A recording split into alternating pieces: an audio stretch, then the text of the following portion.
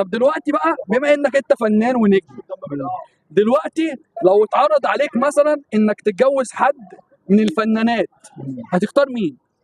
اختار واحده بس. مين هي؟ ايه مراتك هتشوف الفيديو ولا ايه؟ اختار واحده. مثلا احنا قلنا مثلا اه واحده اتجوزها بره مصر، مش مصريه، فنانه. ممثله. طب ممكن تقول عنها ولا لا؟ هو ممنوع اقول عنها، عشان لو قلت عنها مش هتجوزها.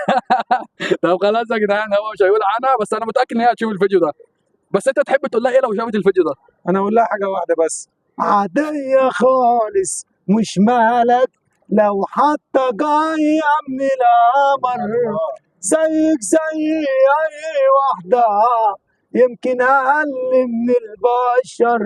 يعني حبيتك ونسيتك، يعني من حب استكفيتي. انا اللي غلطانه بالاول، اللي افتكرتك حبيتك. كان لازم قبل ما افتكر انسى، كان لازم ما اديكيش الفرصه. انا اديتك عمري كله، وانت عمرك ما كنت حاسه. عاديه خالص، مش مالك. تحيا مصر، عبد الامين.